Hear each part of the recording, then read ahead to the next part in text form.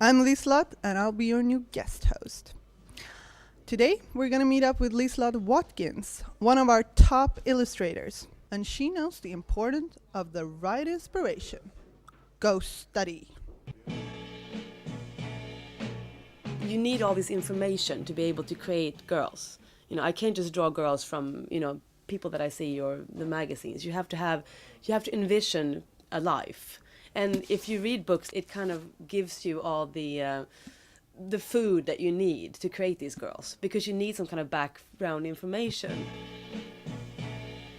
Cecil Beaton is a very famous photographer and also illustrator, and he wrote this book called The Glass of Fashion. His drawings are very inspiring, but also the way he lived and his relation to all these amazing women over the years. It's about eccentric women, which inspires me a lot. So I read about these women, and then I kind of take that when I draw my girls and kind of put into their lives, because they do some really weird shit. They do. I mean, there's some really strange little destinies in here. Francesco Scavullo is, I think, my favorite photographer. Unfortunately, most people know him because he took all the Cosmopolitan covers with all the women, in the 80s with the big hair and the fancy dresses. But he was also very, very active in the 60s and 70s. And one of the pictures that he took was the famous Brooke Shields image, where she's very contradicting in the way that she looks with her makeup, but she's like 12, so it's a very strong image. But this book is Scavullo interviewing his favorite women about their beauty regimes. It has some fantastic portraits in it, but it's also really fun to read the interviews that he does with these women. I thought I would put a guy in here, so I have the David Hockney by David Hockney. And Hockney is, of course, a style icon. I mean, hello, the striped sweater and the glasses. It's a fantastic book if you want to get to know David Hockney. And it also has some really good pictures of him, which is really inspiring, even for me as a girl.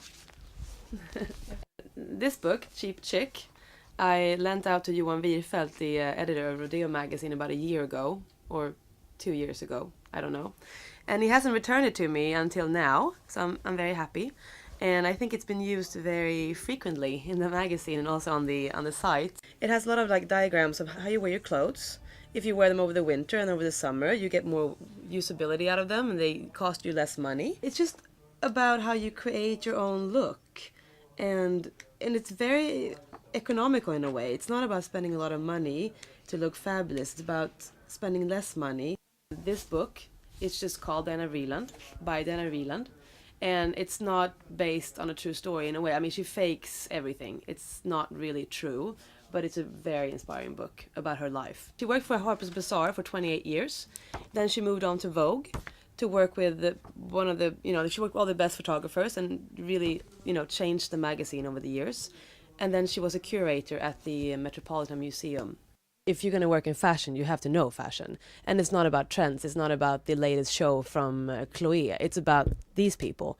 This is where it came from. I mean, if you don't know who Diana Vreeland is, how can you ever work in fashion? I mean, this is number one. I mean, otherwise you're completely fucked.